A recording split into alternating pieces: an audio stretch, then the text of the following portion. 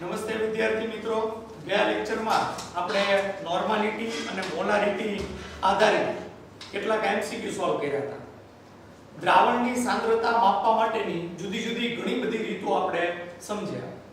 આમ જોવા જઈએ તો કેટલીક એવી પણ રીતો આપણે સમજ્યા કે જે તમારી ટેક્સ્ટ બુકમાં નથી, અને જેડબલી નીટ માટે ખાસ આપણે અમુક રીતો છે એની ચર્ચા કરી, જેમાં આપણે ppm એટલે કે પાર્ટ્સ પર મિલિયન, નોર્માલિટી, સપ્રમાણતા એની આપણે ચર્ચા કરી. આજ આપણે એક છેલ્લી દ્રાવણની સાંદ્રતા શોધવા માટેની અથવા દ્રાવણની સાંદ્રતા મેળવવા માટેની એક ખાસ પ્રકારની રીત છે, એનું માત્ર સૂત્ર સમજ મેળવવાની છે. એના વિશે ડિટેલમાં તમારે 12મા ધોરણની અંદર જ્યારે દ્રાવણ ચેપ્ટર ભણવાનું આવશે ત્યારે એમાં સમજવાનું આવશે. દ્રાવણની સાંદ્રતા માટેની જે આ છેલ્લી રીત છે એને ફોર્માલિટી તરીકે ઓળખવામાં આવે છે. ફોર્માલિટી આમ જોવા જઈએ તો આ શબ્દ જાણીતો છે, અંગ્રેજી વર્ડ. ભાઈ ઘણીવાર આપણે કોઈ આપણા મિત્રને ઘરે ગયા હોઈએ અને ઘરે ગયા હોય ત્યારે મિત્ર આપણને કે બોલ ભાઈ શું લઈશ, ઠંડુ ગરમ નાસ્તો શું લઈશ, ત્યારે આપણે એમ કે ભાઈ ખોટી ફોર્માલિટી કરવાની રહેવાની. ઈ ફોર્માલિટી નથી. આ દ્રાવણની સાંદ્રતા મેળવવા માટેની ખાસ પ્રકારની એક રીત છે જેને ફોર્માલિટી નામ આપવામાં આવ્યું છે. સામાન્ય રીતે ફોર્માલિટી એ ક્ષારના જ્યારે દ્રાવણો બનાવીએ, ક્ષાર એટલે ધનાયન અને ઋણાયનથી બનતો પદાર્થ, જેમ કે સોડિયમ ક્લોરાઇડ NaCl, જેમાં Na+ આયન અને Cl- આયન એકબીજા સાથે આયોનિક બંધથી NaCl ક્ષારની રચના કરે છે. આવા જે આપણે ક્ષારના દ્રાવણો બનાવીએ તો એમાં જ્યારે દ્રાવણની સાંદ્રતા લેવી હોય તો ફોર્માલિટીનો ઉપયોગ થાય છે. ફોર્માલિટીનું સૂત્ર આ પ્રમાણેનું છે. ફોર્માલિટી બરાબર દ્રાવ્ય પદાર્થનું વજન અથવા દળ છેદમાં દ્રાવ્ય પદાર્થનું સૂત્ર દળ ગુણ્યા દ્રાવણનું કદ. દ્રાવણનું કદ અહીંયા લીટર એકમમાં લેવાનું. ફરક ખાલી કેટલો છે? મોલારિટીમાં. મોલારિટીની અંદર દ્રાવ્ય પદાર્થનું દળ છેદમાં આપણે એનું મોલર દળ અથવા આણ્વીય દળ લેતા. અહીંયા આગળ ક્ષાર છે એટલા માટે સૂત્ર દળ લીધું. સૂત્ર દળ શબ્દ આપણે આગળ આવી ગયો. જ્યારે આપણે ક્ષારનું આપણે આણ્વીય દળ ન શોધી શકીએ ત્યારે એનું સૂત્ર દળ આપણે મેળવતા. તો ક્ષાર માટે ખાસ કરીને આ ફોર્માલિટી શબ્દ છે એ લેવામાં આવે છે. જો દ્રાવણનું કદ મિલીલીટર એકમમાં હોય તો આપણે અગાઉના સૂત્રોમાં જેમ ચર્ચા કરી હતી એમ 1000 વડે આપણે અંશમાં ગુણવાના. તો સૂત્ર છે કે આ પ્રમાણેનું થાય: દ્રાવ્ય પદાર્થનું દળ ગુણ્યા 1000 છેદમાં દ્રાવ્ય પદાર્થનું સૂત્ર દળ એને ગુણ્યા દ્રાવણનું કદ. પણ દ્રાવણનું કદ હવે આપણે લઈશું મિલીલીટર એકમ. તો આ વાત કરીએ આપણે ફોર્માલિટીની. ફોર્માલિટીનો એકમ આમ જોવા જઈએ તો ફોર્માલિટીનો એકમ આપણે અહીંયા આગળ દ્રાવ્ય પદાર્થનું દળ એટલે આપણે એને ગ્રામમાં લેતા હોઈએ, છેદમાં કદ એટલે લીટર ઇન્વર્સમાં લેતા હોઈએ. સૂત્ર દળનો એકમ સૂત્ર દળ ઇન્વર્સ તરીકે આપણે લઈ શકીએ છીએ. એટલે અહીં આગળ આપણે એમ પણ લખી શકીએ સૂત્ર દળ ઇન્વર્સ. આમ જોવા જઈએ તો આને ગ્રામ છેદમાં સૂત્ર દળને આપણે મોલ તરીકે પણ ઓળખી શકીએ, પણ આપણે અહીંયા મોલને બદલે ગ્રામ લીટર ઇન્વર્સ સૂત્ર દળ ઇન્વર્સ પણ કહી શકીએ છીએ. આને બીજું એક પણ એકમ છે એને ફોર્મલ એકમ પણ લેવામાં આવે છે, જેને કેપિટલ F વડે દર્શાવવામાં આવે છે. જેમ મોલારિટી માટેનો એકમ મોલર છે, નોર્માલિટી માટેનો એકમ નોર્મલ છે, એમ ફોર્માલિટી માટેનો એક એકમ ફોર્મલ પણ લઈ શકાય છે. તો આ આપણે ચર્ચા કરી ફોર્માલિટીની. ફોર્માલિટીના દાખલા એવા ખાસ અગત્યના નથી એટલે આપણે એને કઈ સોલ્યુશન કરવાની જરૂર નથી. પણ જો ખાસ MCQ માં કોઈ જગ્યાએ કંઈ પૂછે તો તમને ફોર્માલિટી શું છે એના વિશે તમને ખાસ ખ્યાલ હોવો જોઈએ. તો અહીંયા આગળ આપણે જે આ પહેલું ચેપ્ટર છે રસાયણ વિજ્ઞાનની પાયાની સંકલ્પનાઓ એની પૂર્ણાહુતિ કરીએ છીએ. ખાસ આપણે આ રસાયણ વિજ્ઞાનની જે પાયાની સંકલ્પનાઓ ચેપ્ટર 1 યુનિટ 1 ભણ્યા એની અંદર આપણે ગુજરાત બોર્ડની તો દરેકે દરેક થિયરીની સમજૂતી મેળવી, પણ એની સાથે સાથે આપણે જેડબલઈ નીટના પણ ઘણા બધા ટોપિક્સ લીધેલા છે અને એના આધારિત જે કોમ્પિટિટિવ એક્ઝામમાં એમસીક્યુ પૂછાઈ ગયા હોય અથવા પૂછાય એવા હોય એવા પણ મેં એમસીક્યુ તમને સોલ્વ કરાવેલા છે. તો એ બધા વ્યવસ્થિત રીતે સોલ્વ કરો. એક્સ્ટ્રા મટીરીયલ તમને જે આપેલું છે મટીરીયલમાંથી પણ જે એમસીક્યુ છે એ બધા એમસીક્યુ સોલ્વ કરતા જાઓ. જ્યાં કઈ ડાઉટ હોય ત્યાં મને મોકલો, એ ડાઉટનું સોલ્યુશન છે હું જરૂર તમને મોકલીશ. હવે આજ આપણે નવું ચેપ્ટર સ્ટાર્ટ કરવાનું છે, યુનિટ 2. યુનિટ 2 નું નામ છે પરમાણ્વીય બંધારણ.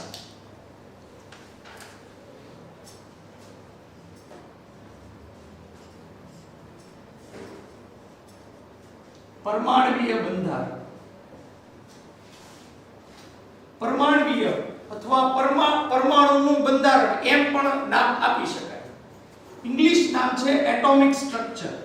એટમ એટલે પરમાણુ, એની ઉપરથી એટોમિક, બંધારણ એટલે સ્ટ્રક્ચર.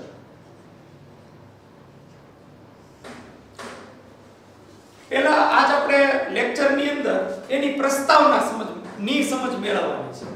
આ ચેપ્ટરની હું વિશેષતા કહી દઉં. આજે પરમાણ્વીય બંધારણ અથવા પરમાણુનું બંધારણ જે યુનિટ 2 છે એ પણ યુનિટ 1 જેવું છે. એમાં થિયરી પણ છે અને એક્ઝામ્પલ્સ એટલે દાખલા પણ આવશે.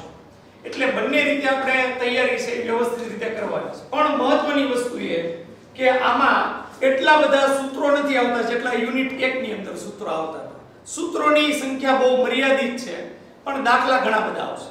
બીજી મહત્વની વસ્તુ, આ જે ચેપ્ટર છે પરમાણુનું બંધારણ એ તમારે કેમિસ્ટ્રીની અંદર તો અત્યારે ભણવાનું આવે જ છે યુનિટ 2 તરીકે, પણ ફિઝિક્સની અંદર 12મા ધોરણમાં પણ આ ચેપ્ટર તમારે ભણવાનું આવે છે. 12મા ધોરણની અંદર ડોબરિયા સાહેબ છે અથવા યશભાઈ છે, બેમાંથી એક ગમે તે તમને આ એટોમિક સ્ટ્રક્ચર ચેપ્ટર છે એ ભણાવવાના છે અથવા ભણાવશે. ખાસ મહત્વની બાબત છે જે પરમાણ્વીય બંધારણ ચેપ્ટર છે એ કેમિસ્ટ્રી અને ફિઝિક્સમાં ઘણી બધી રીતે સમાનતા ધરાવે છે. એટલે ઘણા બધા ટોપિક્સ એવા છે કે જે તમે અત્યારે કેમિસ્ટ્રીમાં ભણશો તો એ ફિઝિક્સમાં પણ પાછા એ ટોપિક ભણવાના આવશે.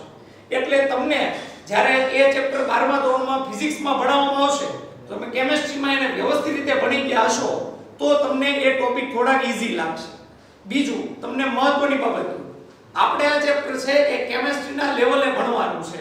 ફિઝિક્સમાં પરમાણુનું બંધારણ થોડું ડિટેલમાં તમને ભણવાનું આવશે, જ્યારે આપણે કેમિસ્ટ્રીમાં એટલું ડિટેલમાં ભણવાનું નથી આવતું. જે જરૂરી કેમિસ્ટ્રીની અંદર વસ્તુઓ છે એ જ બધી આ કન્ટેન્ટની અંદર લીધેલી છે. તો આપણે એના વિશે ચર્ચા કરતા રહીશું. તો સમજીએ આપણે પરમાણુનું બંધારણ યુનિટ 2. સૌપ્રથમ આપણે વાત કરીએ તો તત્વો છે એનેથી શરૂઆત કરીએ.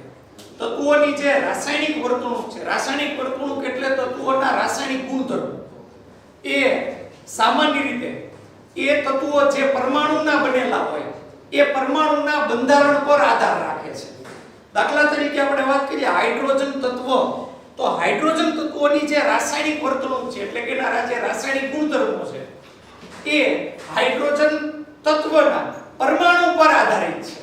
કારણ કે જ્યારે આપણે હાઇડ્રોજનની વાત કરીએ ત્યારે હાઇડ્રોજનનો પરમાણુ કે હાઇડ્રોજનનો અણુ રાસાયણિક પ્રક્રિયામાં ભાગ લે છે, તત્વ ભાગ નથી લેતો. એટલે આપણે કહી શકીએ કે તત્વોની વર્તણૂક એ સામાન્ય રીતે પરમાણુના બંધારણ પર આધારિત છે. તત્વોની રાસાયણિક વર્તણૂક તેના પરમાણુના બંધારણ પર આધારિત છે.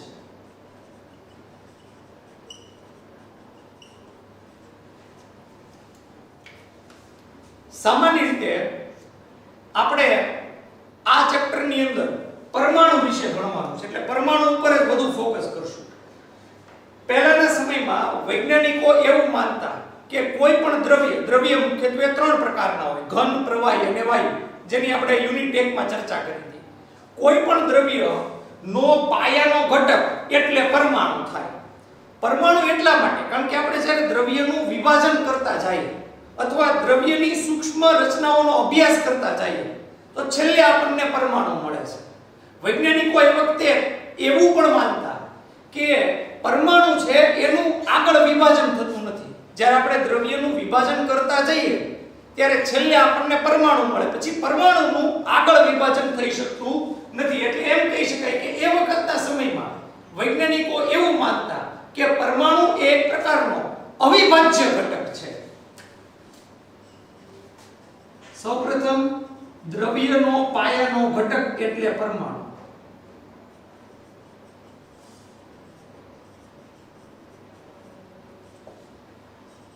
દ્રવ્યનું વિભાજન કરતા છેલ્લે પરમાણુ મળે.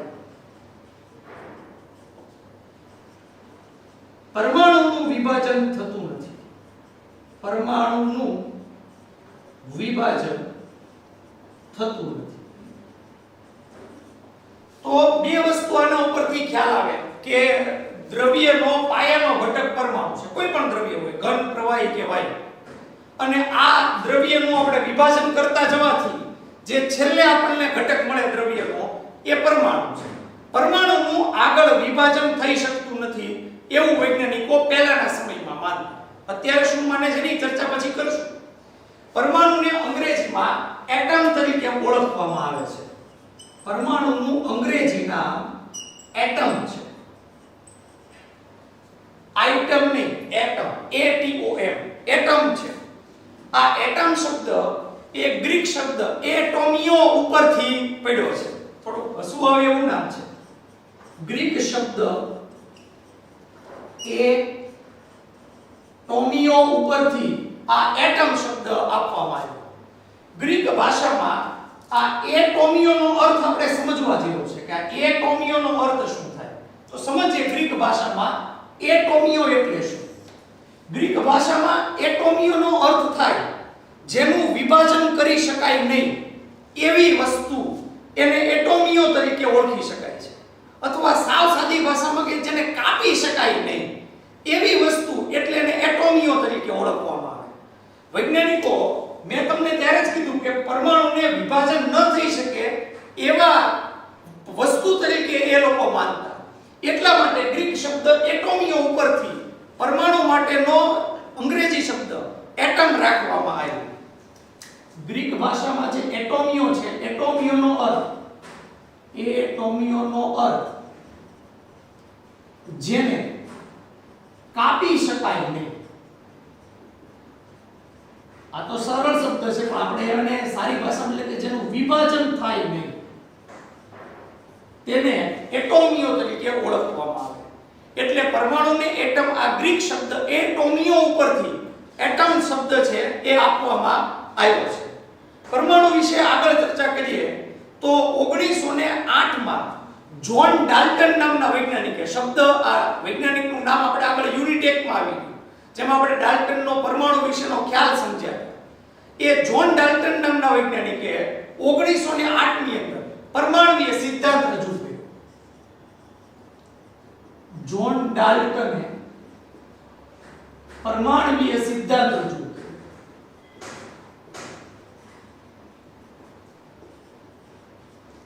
જેમાં આપણે એ સિદ્ધાંત તમે જોવો એટલે તમને ખ્યાલ આવે.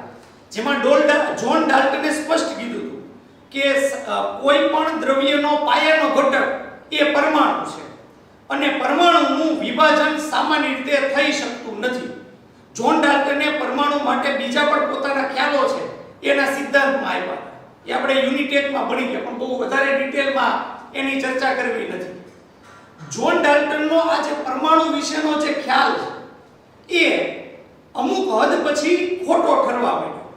જ્યારે કેટલીક પ્રયોગો પરમાણુ ઉપર જે કેટલાક પ્રયોગો કરવામાં આવ્યા અને પ્રાયોગિક રીતે પરમાણુ વિશેનો કેટલોક આપણને અભ્યાસ મળ્યો તો એની ઉપરથી એવું જાણવા મળ્યું કે પરમાણુનું પણ વિભાજન શક્ય છે. એટલે એનો અર્થ એમ થયો કે પરમાણુ અંદર કંઈક હોવું જોઈએ વસ્તુ. કંઈક વસ્તુ અંદર હોય તો એનું વિભાજન શક્ય હોય. કાંઈ અંદર પરમાણુની અંદર કાંઈ અંદર હોય જ નહીં તો પરમાણુ તો ખાલી ખમ છે તો એનું વિભાજન શક્ય નથી. પણ એવું જાણવા મળ્યું પ્રાયોગિક રીતે કે પરમાણુનું પણ વિભાજન શક્ય છે. પ્રાયોગિક પરિણામો પરથી એવું માલુમ પડ્યું કે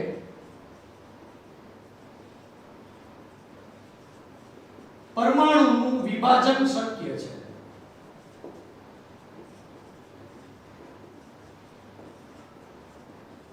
એટલે આપણે કહી શકીએ કે ડાલ્ટનનો પરમાણુય સિદ્ધાંત અમુક હદે ખોટો પડ્યો, કારણ કે ડાલ્ટને તો એવું કીધું હતું કે પરમાણુનું વિભાજન જ નથી થતું અને દ્રવ્યનો પાયાનો ઘટક છેલ્લામાં છેલ્લો ઘટક પરમાણુ છે. હવે પરમાણુનું વિભાજન શક્ય છે તો પરમાણુની અંદર કંઈક વસ્તુ આવેલી છે.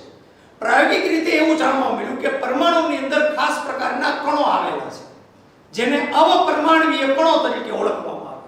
એની શોધ પણ થઈ. પરમાણુમાં અવપરમાણવીય કણો આવેલા છે.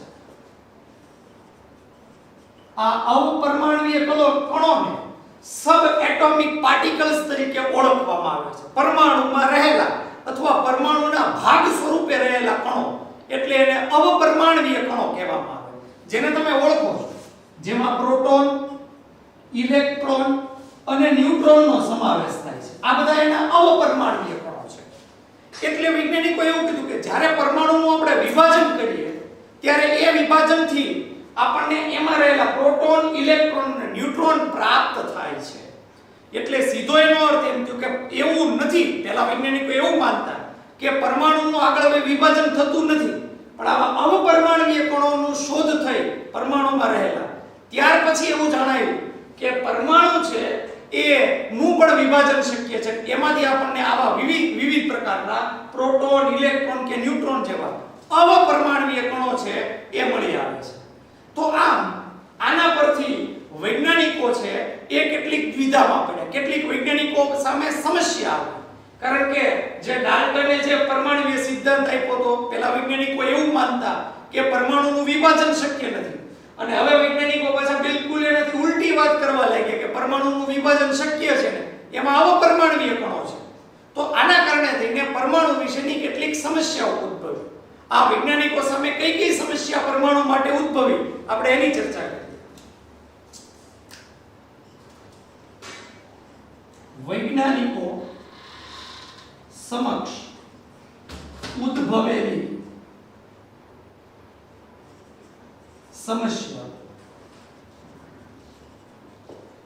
એવી કઈ મોટી સમસ્યા નહોતી જે અત્યારે કોરોના વાયરસ જેવી છે, પણ સમસ્યાઓ હતી. તો આપણે જોઈએ કે કઈ કઈ સમસ્યાઓ છે એ વૈજ્ઞાનિકો સમક્ષ આવી.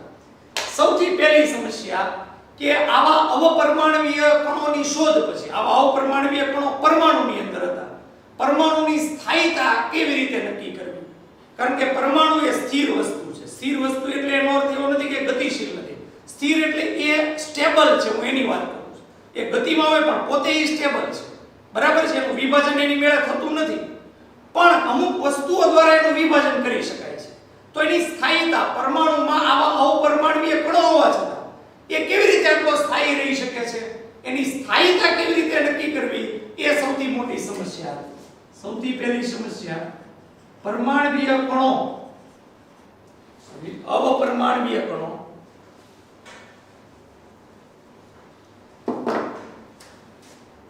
પરમાણુમાં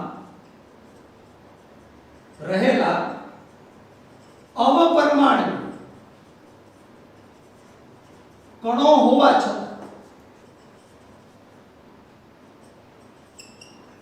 તેની સ્થાયીતા ની સમસ્યા ઉદ્ભવી. આ સૌથી પહેલી સમસ્યા. ત્યાર પછી બીજી સમસ્યા આપણને બધાને ખ્યાલ છે, જે આપણે યુનિટ 1 માં ભણ્યા.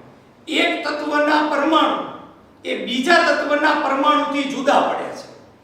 જુદા બે રીતે પડે, એક રાસાયણિક રીતે અને ભૌતિક રીતે. તો બે જુદા જુદા અથવા બે જુદા જુદા તત્વોના આપણે જ્યારે સરખામણી કરીએ ત્યારે એના ભૌતિક અને એના રાસાયણિક વર્તણૂકની આપણે સરખામણી કરતા હોઈએ છીએ. તો એની ભૌતિક અને રાસાયણિક વર્તણૂકની જે સરખામણી છે એ હવે તત્વની એના પરમાણુને આધારે કરવી પડે. તો એ કઈ રીતે કરવી એ બીજી સમસ્યા થઈ. જુદા જુદા તત્વોના ભૌતિક અને રાસાયણિક, આમાં શબ્દ વર્તણૂક આપેલો છે પણ તમે વર્તણૂકના બદલે ગુણધર્મો લખો તોય ચાલે. વર્તણૂકની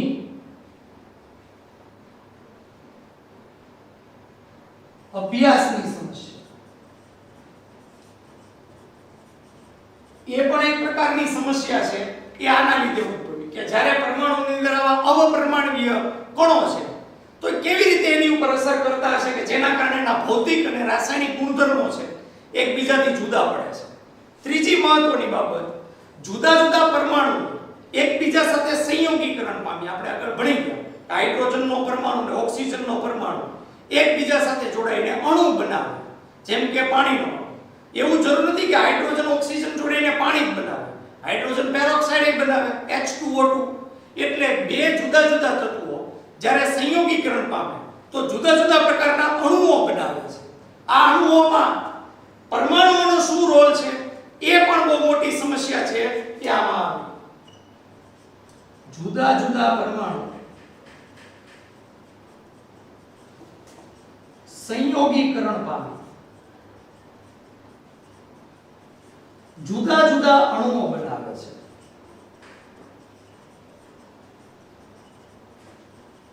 તો એનો અભ્યાસ પણ એક પ્રકારની સમસ્યા છે.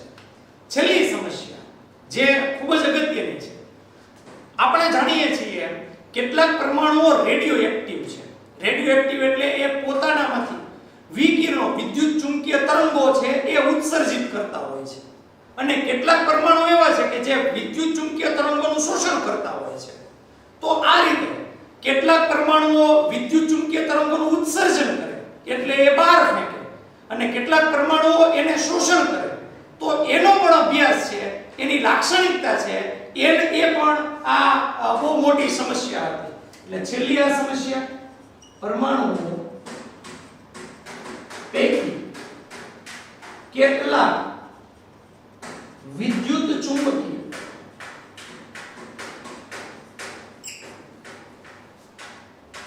હું આ બાજુ લખું છું એટલે તમને ખ્યાલ આવે, તરંગોનું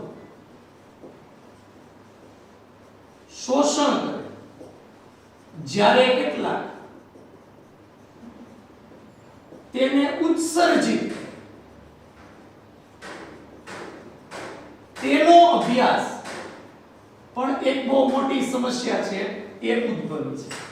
તો આ બધી સમસ્યાઓ એ જ્યારે પરમાણુ એ અવિભાજ્ય નથી એવું જાણવા મળ્યું પ્રાયોગિક રીતે, અને એમાં પણ પરમાણુની અંદર કેટલાક કણ આવેલા છે જેને અવપરમાણવીય કણ કહેવામાં આવે. એની જ્યારે સાબિતી મળી ત્યારે આ બધી સમસ્યાઓ વૈજ્ઞાનિકો સમક્ષ ઉદ્ભવી. તો અહીંયા આગળ આજનો જે આપણો લેક્ચર છે એ લેક્ચરની અંદર આપણે યુનિટ 2 ની પ્રસ્તાવનાની શરૂઆત કરી. પ્રસ્તાવનાની અંદર આપણે પરમાણુ શું છે, પરમાણુને કઈ રીતે આપણે સમજી શકીએ છીએ, અને પરમાણુની અંદર શું આવેલું છે એની માટેના વૈજ્ઞાનિકોના જે જુદા જુદા અભિપ્રાયો છે એની જ માત્ર ચર્ચા કરી. આવતા લેક્ચરની અંદર આપણે પરમાણુને જો સમજવો હોય તો પરમાણુની અંદર પહેલા શું છે આપણે એનો અભ્યાસ કરવો પડે. પરમાણુની અંદર આવેલા કણો એટલે એને અવપરમાણવીય કણો કહેવામાં આવે. તો આવતા લેક્ચરની અંદર આવા અવપરમાણવીય કણો પૈકી કેટલાક કણો વિશેની આપણે સમજૂતી મેળવીશું. ત્યાં સુધી જે મેં અહીં આગળ થિયરી કરાવેલી છે એનો ચોક્કસપણે તમે અભ્યાસ કરી શકો.